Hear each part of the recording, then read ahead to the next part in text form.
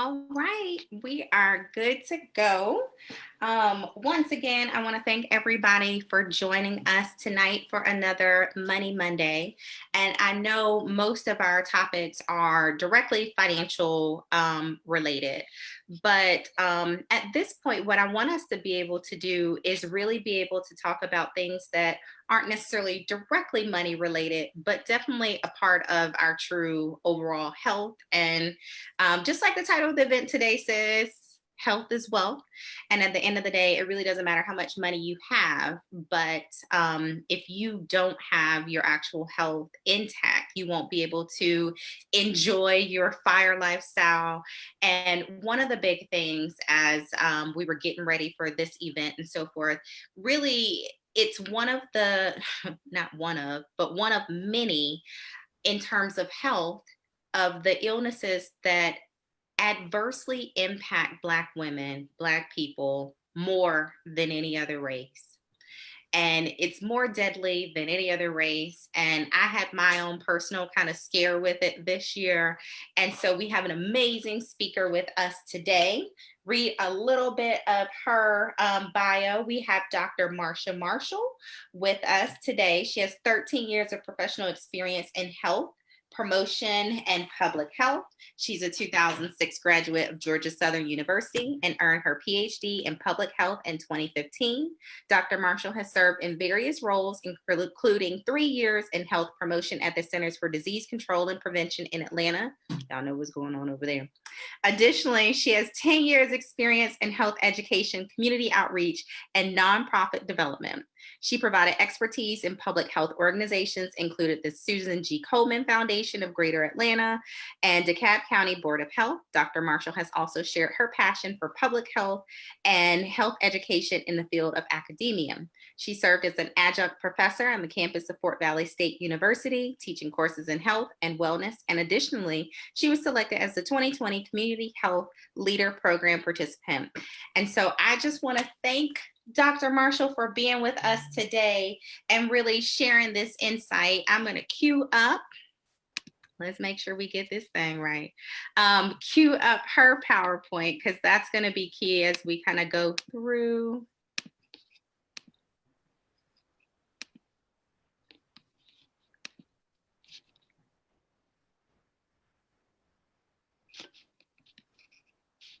All right, let's share it and see if you all can see it. And so as we're getting that queued up, Dr. Marshall, can you just kind of tell us a little bit about some of the bigger things that we should be aware of as we're getting started and understanding kind of the key issues around breast cancer right now? Sure, of course. And so I just want to thank you for actually giving me the opportunity to speak with everyone tonight.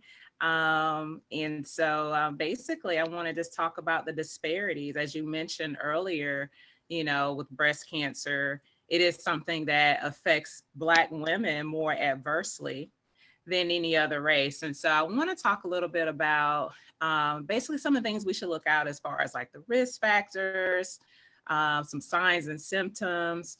Also, since this is a financial group, I wanted to talk about the financial aspect of it because we know that, when we're not as healthy, we can't be as productive. So I do want to touch on that a little bit. And then, provide some time for any questions anyone may have related to this topic. Perfect. So we're all queued up, ready to go. Okay. All right. And again, I just want to focus a little bit on the breast cancer. It is Breast Cancer Awareness Month. And so we know that every October we see just tons of pink for the awareness aspect. And so I really want to touch a little bit more on, what that actually means and how we should be aware, not just the month of October, but 365 days throughout the year. So today I'm going to touch on the risk factors, some signs and symptoms, breast cancer impact on the Black community, as well as some preventative measures. Next slide. Okay. So Rosalind did a beautiful job of with the introduction. So thank you. Just, a little bit more background of how I actually kind of got to this point of really even focusing on breast cancer. As Rosalind mentioned, I've worked quite a bit in public health. That's my background. I've worked in the corporate sector and government with the CDC, through nonprofits such as Susan G. Komen, and then also in academia. But I think that's the reason this is so big for me, a personal, is because of personal experience. And so I actually was not diagnosed with breast cancer, but my mother was in 2005. And so 2005, I was 20, 21 years old, didn't really hear much about breast cancer because we didn't have a family history or experience with it. And so it wasn't until I got that personal glimpse of how it really impacts not only that person that has cancer, but the family as well. So from that, I kind of, I guess, been on this journey to kind of figure out, okay, what it is, how can I help Black women, be more aware of this topic? So I've done quite a bit of research, as well as been an advocate with community work. Next slide. Okay, so you probably have heard this statistic is still standing pretty steady, but 1 in 8 women will receive a diagnosis, breast cancer diagnosis, in her lifetime. And so in this picture, I think there's like 9 women, but for the optics, let's just say it's 8. So at least one of those women in that picture has a pretty good chance of having a diagnosis. So having a diagnosis doesn't necessarily mean that it's a death sentence. I do want to make sure I'm clear with that. There are thousands upon thousands of women and men who have been diagnosed with breast cancer and have survived it. But I just want to really talk about the impact of that. With that 1 in 8, when we talk about disparities, Black women typically have a 3% lower incident rate with breast cancer. However, we do have a 42% higher mortality rate. So that right there shows a disparity. As Rosa mentioned earlier, we have disparities with lots of different health issues. But for this one, for some reason, there's a wide disparity, and I'm going to touch on that a little bit more as to some reasons why. Next slide. All right. So risk factors. The first risk factor, of course, is gender. So I mentioned that men also get it, but about 99% of breast cancer diagnoses are with women. And so this is specifically for us, just as, I guess, on the contrary, we looked at a cancer that's specifically for men, that would be prostate. So that would be the 100%. There wouldn't be a 99, 100% of those diagnoses would be with men. But for the risk factor here, of course, being a female or a woman is a risk factor. The next one is age. And so just as anything else, if you think about, your body, a car, a house, anything, as it gets older, some things start to break down a little bit. And so the same thing when we talk about a cancer diagnosis, the older we get, the more increased risk we have for getting a diagnosis. And we do see about 95% of breast cancer diagnoses are among women who are older, 40 and up. So 40 and older, as you get to, that other side, then there's an increased chance. The next one is race and ethnicity. So I mentioned that when we look at our peers, when we look at other ethnicities, white women actually have a higher incidence rate of being diagnosed. But again, when we talk about the disparity, you're going to see large disparities with mortality and survival among Black women, Latinx women, and then Native women. So something else to kind of think about there. So race is kind of a determining factor as well. Lifestyle factors. So this one, I like to talk about quite a bit because it's what I do. My background is in health education. I focus a lot on teaching lifestyle behavior changes. And so when we talk about lifestyle factors, these are things that we can control. we can't control our gender. We're going to get older, and our race and ethnicity is what it is. But lifestyle is one of those things that can be changed. So we could be eating, Burger King every day and watching TV and not doing anything. But once we kind of know better, we do better. So that is something that we can change. And so with that, that includes exercise. Make sure you're getting your increased activity at least 3 to 5 days a week. The foods that we eat. So that's a big one.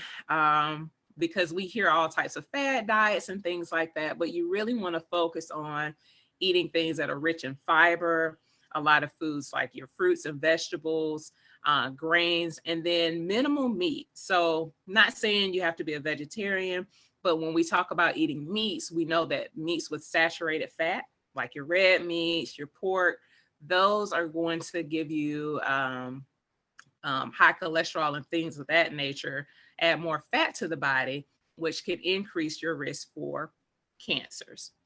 And then also alcohol. So there's been some studies that show that an increased amount of alcohol, I know for all those who like, happy hour and that wine down glass of wine at night, yes, depending on how much we have, it can contribute to it. So How much is too much? Like we want to. So it's recommended because I said the same thing. I kind of like, my eyebrows went up because I like to have my glass of wine at night. But one glass of wine for a woman or one serving of alcohol for a woman is permissible. And then 2 servings for a male is permissible each day. So if you want to have your daily red wine or whatever, that's fine. But it's when we consume the whole bottle in a day, every day, or we're taking numerous shots. And that's primarily because of the chemicals and the toxins. So toxins actually lead to the altering of our cells, which mutate into cancerous cells. And so that is why there are studies showing that things like alcohol, also toxins from cigarette smoke, so any type of tobacco product, that all increases your risk for cancer.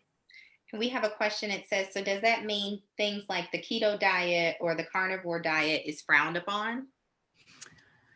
Oh, that's a good question. And so I personally don't like to use diets per se, because here's what happened with the diet.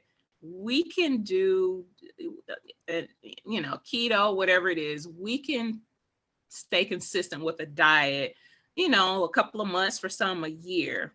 But then what happens when we kind of get off that track, things happen, it fluctuates your weight, your cholesterol. So I'm not going to pinpoint and say that one is frowned upon. I will say the keto diet does have some benefits, but there's a lot of high fat. And so when you think about the amount of fat, and we're talking about, that's if you're doing the red meat. If you're doing like your good fats, like your avocados, nuts, salmon, and things like that, then, those are healthier fats. But when we're going into saturated fats, that's what's kind of leading to that increased risk. So I won't say it's frowned upon, but I think if we're going to, use these types of eating habits as a way to lose weight, that we should kind of be mindful, over time. So I hope that answered your question. I don't like to pinpoint Atkins and things like that, but for sure you want to be mindful what you're putting in your body. Okay. And so when we mentioned gender, age, race, and ethnicity, lifestyle factor is the one that you can change. The next one that you cannot change is genetics. So we hear a lot of things now. Like I said, my mom was diagnosed with breast cancer in 2005. Literally in 6 months, it took her out. So she had a late stage diagnosis. It was one of those things, and I want to talk about this, but she ignored a sign. And so, at that time, I was getting questions, did you have any family history, which we did not. But now it's kind of one of those things where I have to be more cognizant because, my mom died, I think 51. So pretty early, pretty young. But, even though we have these types of instances, it's not the biggest contributing factor. There's only about 15% of breast cancer diagnoses that are related to family history. So a majority goes back to the lifestyle factors. But I wanted to point out the genetics because it is important. If you know of someone in your family who has been diagnosed, you should kind of have your antennas up. Like, okay, Now, maybe should I that should. be anybody? Like, I understand if it's your mom, maybe your sister, but even like a cousin, an aunt, like how far through the family tree should we be like aware and cognizant of that? If it's like like an aunt, not like a great aunt or down the line, but if it was like your mom's sister or your dad's sister, then for sure, a grandparent, a sibling, yes. But if it's someone, kind of far out, you could still kind of just be aware. But I think they're looking for familiar ties that are like, close kin. And that's because of the certain genetics that are shared between, siblings. That will make that determining factor. And they call that the BRCA1 gene or the BRCA gene. And so you only see that on a small percentage of diagnoses, but that's why they kind of look at that factor. So close kin, but not like your third cousin, twice removed, like that kind of thing. Okay. So again, when we talk about the contributing factors, the biggest one I would say for sure is your lifestyle. So these are things, again, that can be controlled, that can be changed over time and modified. All right, next slide. Okay, signs and symptoms. So we've heard about, things that we should look for. First of all, I'm going to be a strong advocate to say, if you're not checking your breasts on a monthly basis, you might want to start. And I know generations are kind of weird about talking about body parts. I grew up in a household where that wasn't a thing that was discussed. But it's your body. So you should definitely be familiar with what your body looks like. And so when something does show up that looks abnormal, you're not like wondering like, was this here before? Like you already know. So I will for sure say you should examine your breasts once a month. I usually do around the 15th because my birthday is on the 15th. It's easy for me to remember. So I'm kind of like really like just seeing what's going on, see if there's any changes in texture, any noticeable like, size change or anything like that. But things to look out for are lumps that vary in size. And this doesn't necessarily have to be just on your breast. I know of someone who just got a diagnosis for stage 4 cancer and their lump was on their neck. And so it's interesting how like the pathology works out with that, but the nodule was on her neck and it grew bigger. And so over time, I guess it just kind of spread. And so that led to the metastatic breast cancer, but the origin was from breast tissue. And so you want to make sure that you're checking around. So your armpit, under your breast, around your neck, anywhere close to the areas to your chest. You want to just kind of make sure nothing strange is going on there. Oh my God, I would have never thought to like be feeling on. I didn't either. Like she told me that, but it makes sense though, because cancer, it travels through lymph nodes. And so your lymph nodes are kind of throughout the body. And so if it starts or originates in the breast, it can go through the fluid called lymph through your lymph nodes. And then you have quite a bit, when you go to the doctor and they're kind of palpating in this area to see what's going on, they're checking your lymph nodes. So that was the first time I've heard of that, but it wasn't surprising. So you want to check all areas near your breast. Also any swelling of any part of the breast, any skin irritation, if it kind of starts to look like an orange peel, like around the nipple, that kind of thing, redness or scaliness, nipple discharge, anything that just does not seem normal.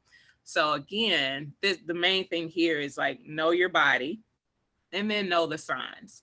You just want to make sure that you're not like caught off guard. And as I mentioned, my mom, she started out with a lump and she told me about it, but she kind of brushed it off because women, especially Black women, we kind of have this thing where we're just, oh, I'm fine, because we're worried about taking care of everything else. It's this thing called Superwoman syndrome.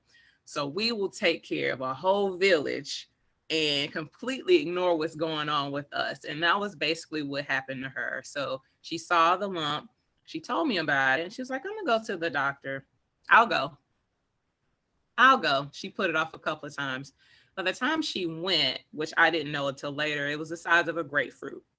So I don't know how long it was ignored, but over time, it just continued to grow and grow and grow.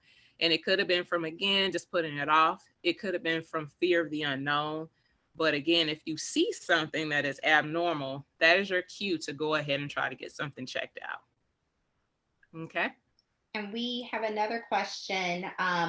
So someone asked, she said she has several family members who are close to her that have had different types of cancer. So not breast cancer, but some other types. Does that matter when we're thinking about genetics being kind of key in one of the features of if you might be high risk for breast cancer?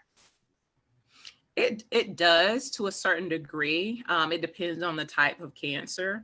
But especially, let's say if it's ovarian or something female related, because all of those are going to be hormonal and affected by hormones. And so with breast cancer, that is a cancer that is affected primarily by hormones with estrogen.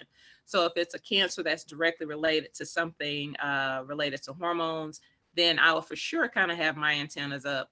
But, if it's a lung cancer, something like that, you could still kind of be on the lookout, but I'll primarily focus on those cancers that were caused by hormonal changes or related to hormones. I think that's good to know too, because definitely most women have somebody that you can look, either a friend or a family member that has had some one of these either cancers or scares. And like I said, I had my own little scare this year. And one, I always say have a buddy. So somebody that you text, if it's the same day of the month on the 10th, somebody texts and be like, did you do it, girl? And so like sometimes that just that accountability, but I felt something that my OBGYN didn't feel. And so we went from like that to the mammogram and the mammogram to the biopsy. And I actually had it surgically removed just a few months ago. And so just one of those things where it's like, it literally felt like a marble. And I'm like, shouldn't be no marble in there. Like it was, but it's one of those things that if you weren't deliberately trying to feel and understand, you could miss it. And then, like you said, if it goes from a marble to a grapefruit, like there's only so much that doctors can probably do at that point in time. Absolutely. And so for you, was this like one of these like monthly things you're just kind of, or was it like a random, like you grazed and then you kind of noticed it? So it's funny, because probably closer to like your mom, like I was doing my, regular monthly, and I'm not consistent. So it's not every single month, but I probably found it in like October. And I'm like, I go see my OBGYN in December. I'll just wait. Like there's no point in making a special appointment. And sure enough, I didn't say anything as he's doing his exam. And then finally I said, I've been feeling something right here. And he says, you know what? Now I feel it too. And so had I not said something and kind of known that something is out of place, like this is not right, he wouldn't have taken kind of that extra step to say, wait, that is different. We should get you in to do the whole mammogram and all those kind of things. And my aunt had breast cancer and recovered from it about 2 years ago. And so, of course, that does put like on more heightened awareness. Is definitely still not something I do every month. I'm trying to get to that point. But to have a buddy that if it's the 10th of the month, you text and say, did you do it? And you're like, no, okay, let me, but just some type of consistency, because otherwise it's hard for you to know, is that usually there? Is that typically there? And it's a conversation that you just might not be comfortable with, or you might just forget and you look up and it's 3-4 months later and you've missed out on the opportunity to really save yourself from something that could get more dramatic. And like you said, that's probably why, we're less likely to get it, but almost double in terms of mortality, which just has to end like that. We can't continue. Absolutely. And it can be done, but I like that you pointed out having kind of like an accountability partner. Because again, like I said, like I said, I was brought up in a house where we just didn't talk about body parts. And so I think with this new generation and, me and like adult millennials, we're a little bit more open. And so it might be easier to find a friend or, LS or somebody, a cousin that you could just say, hey girl. So I like that aspect of accountability because we go through things, each day, same routine, and it's so easy to forget to do. And something else, we're on our phones like every day, all day. Maybe put a reminder in the phone or sync it up with if you have a tracker for your menstrual cycle, because I also do that. You could put it in your tracker for that to remind you to make sure you're taking that step to just check. And again, nobody's going to know your body like you. And so once you're comfortable with doing that, then if anything were to occur, like Rod said, like, it's like, wait a minute, this wasn't here. So once you're comfortable with doing that, then if anything seems out of place, you're able to kind of spot it right then and there. Good stuff. Get you a buddy, get you an app, whatever it is. Whatever. But check. Do your check monthly. Heck, weekly if you feel like it. I mean, but if you want to, you can as much as, but it's really monthly. But some people kind of have this thing where it's like, okay, let me just make sure. So, and then document something else that, I'm very OCD like, so I will do some stuff like document what's going on, like, okay, this month. But, if you just really want to make sure you're keeping track, especially as we get older, I'm on the other side approaching 40. So like I just have to be checking for stuff.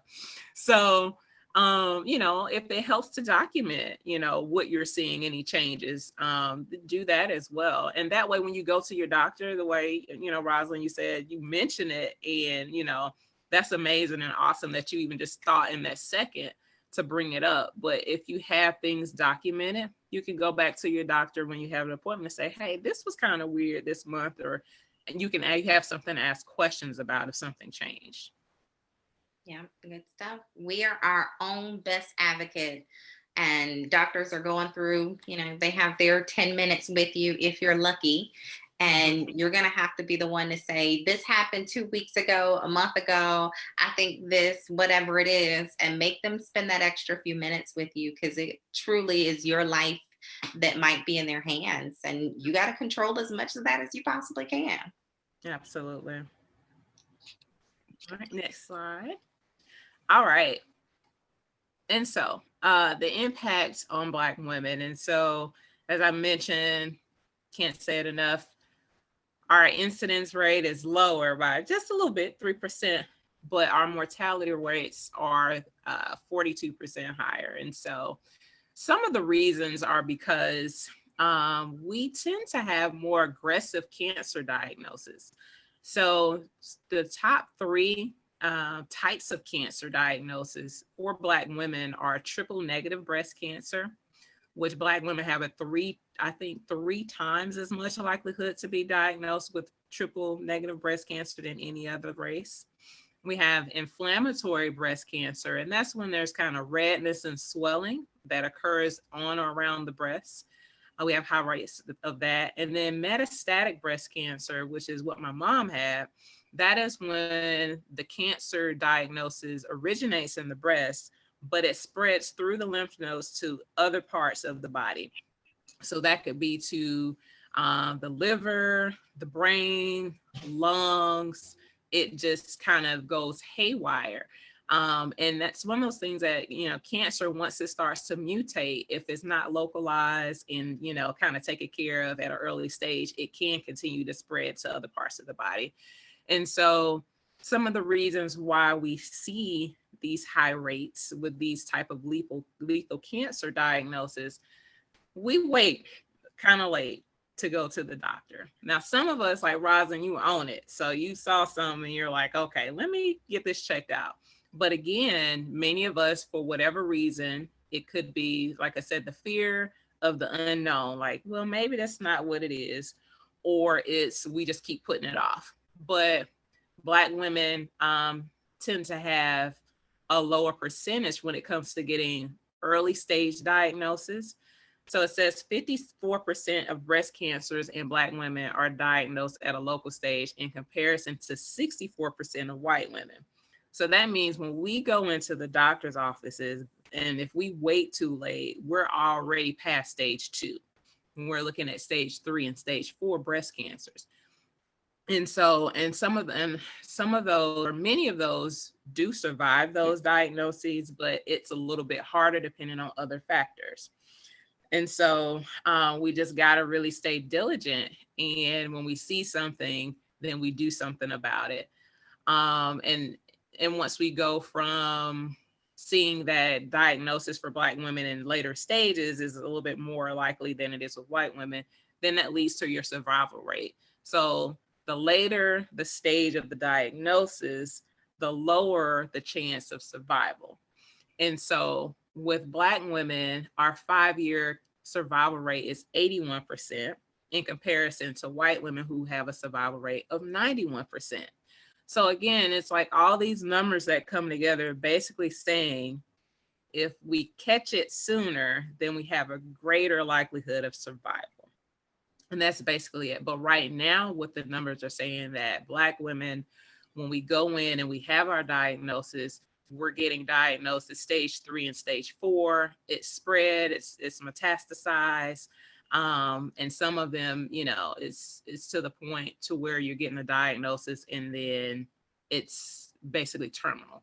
So we really got to just make sure we're doing better. Again, I can't harp on know your body, know the signs. Like, that's the key thing here. I think that's the takeaway from today. Other impacts on Black women, since this is a financial group, financial wealth group, I want to talk about the financial impact. And so whatever we have, whether we got a cold, we're terminally, like we have a really bad illness, the flu, we cannot be productive. So if you think about how much time you have to take off if you have the flu, what is that, like a week or so? Not sure, but maybe a week. If you don't have PTO or sick time, you losing money. So we think about a cancer diagnosis where that's longer term, because you're going in for these appointments for chemotherapy, all types of treatments. Some days you might not feel your best. And so with that, that's also, if you don't have PTO or time off, you're losing money that way.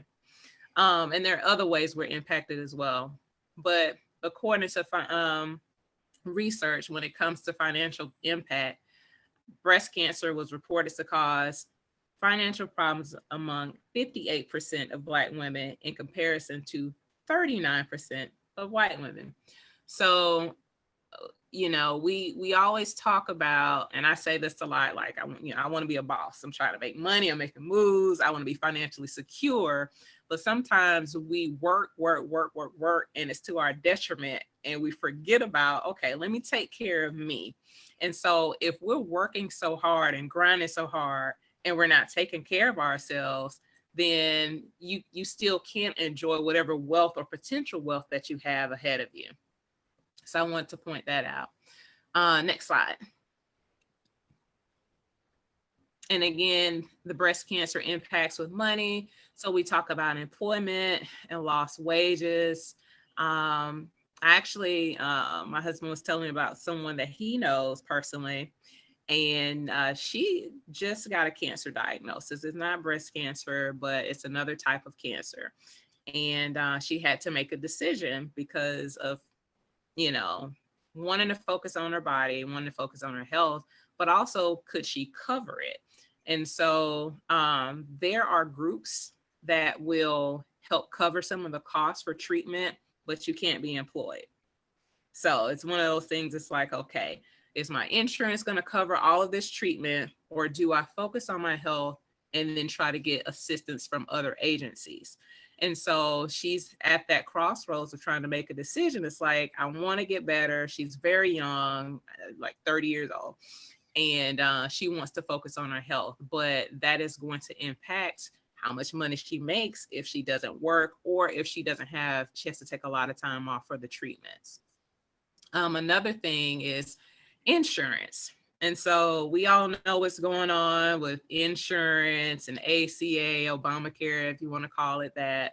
And so there's some threats to that right now. I won't go into the politics of that, but the United States still has a large gap with uninsured individuals. And so when we have these types of diagnoses and terminal illnesses, or even just like a standard cancer diagnosis, there are so many people who cannot afford the treatment. And we're talking about cancer treatment for chemo anywhere from a minimum of $10,000 to $30,000 a month. And then for those with insurance, there's some people who still pay out-of-pocket expenses averaging about $12,000. And so again, if we're not taking care of our body in the beginning and doing the things with preventative measures, then we come to this crossroads where we can't, meet those financial potentials that we could, because now we got to pay out-of-pocket expenses, or we might have to take time off from work, use FMLA, but you can't truly enjoy wealth if you don't have your full health. Now, Marsha, when we think about, there's a decent size, unfortunately, population of people who are uninsured at this point in time. So if you feel something, but you don't have insurance, are there some places or resources to go get a mammogram, maybe see a doctor? If you don't have insurance and you're thinking, oh my goodness, I can't afford to just book an appointment with a specialist, are there some resources out there that people can turn to if they're in that situation? Absolutely. And that's a great question. You tend to see it actually like during breast cancer awareness, but throughout the year, there are organizations that do mobile mammography. I'm not sure how that's working out with COVID. I'm not sure, if they take it by appointments, but there are community organizations, a lot of them that are funded by American Cancer Society, Susan G. Komen. I'm thinking like Metro Atlanta area, but they're also in some of the smaller or rural areas of Georgia and throughout the US. There are organizations, but they primarily, you can go on Susan G. Komen's website. You could go on cancer.org. And then also there's an organization, Sisters Network, which focuses primarily on breast cancer needs among Black women. But those are all resources that can point you in the direction for free or very low cost mammograms. And you said that's Sisters Network. I'm gonna put that in the Sisters Network Inc. Perfect. Okay, and then this was just a anonymous quote that I think I fumbled over there earlier, but it says, "You cannot enjoy your wealth if you're not in good health." And so again, it's so easy for us as ambitious women who are trying to make moves. We're just like, I want to set myself up to be financially secure, but just keep in mind along the way, you have to take care of your body as you're doing that. So don't neglect that part as we're focused on, becoming our better selves or setting ourselves up to be financially secure. I think that's huge. And oftentimes we are laser focused on goals, goals, goals, go to school, get a degree, start a business, save money, take another class, get another promotion, and so forth. But like you said, the lady who's in her 30s, I'm quite sure she thought her 30s would look like X. And really that changes things, and it maybe even changes your trajectory in terms of what's most important as well. And I'm quite sure, your mother had plans at 51. Most of us are like, oh, I might be retired at 50. And right. If you're planning to retire at 50, but you haven't taken care of your body, you never got a chance to actually enjoy those retirement years.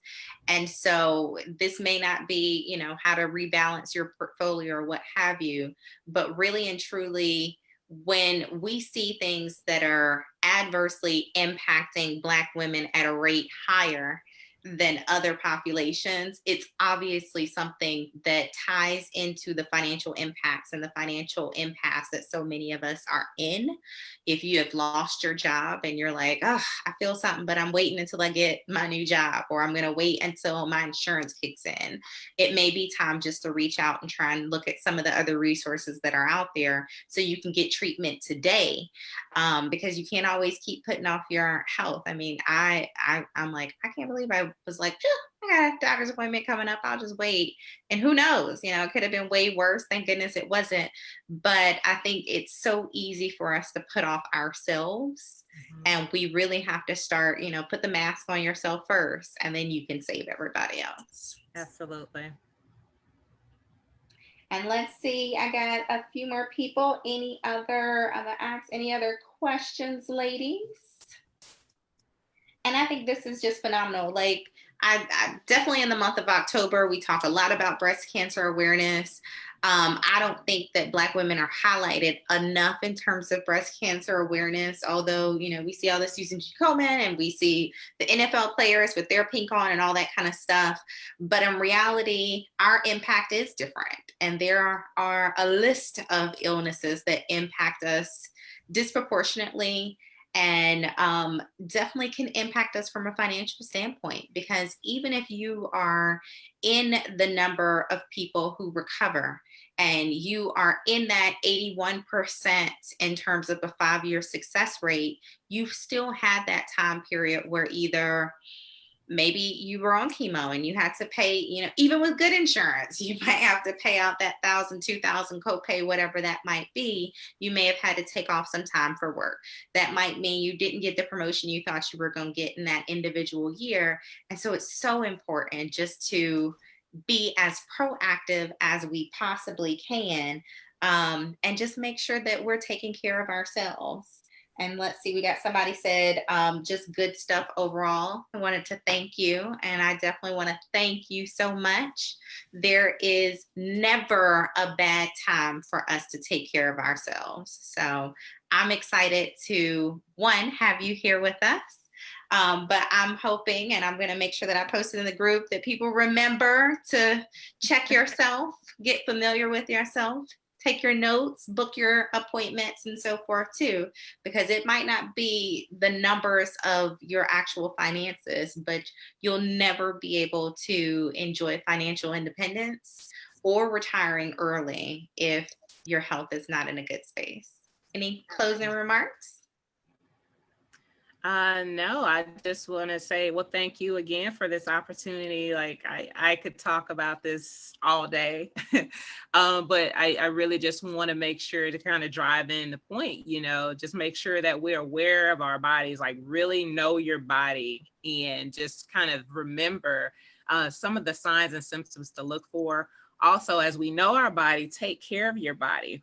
And so making sure that we're eating what we're supposed to eat, and making sure we're getting enough exercise.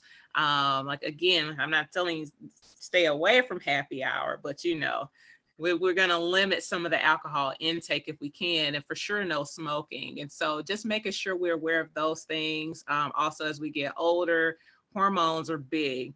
And so try to, if possible, try to limit hormone replacement therapy, because I did mention some cancers are related to hormones. So you just really want to make sure you're just focusing on your body and taking care of your body, so that you can reach your financial potential, your life potential, all life goals and things like that. So that's all I have to say.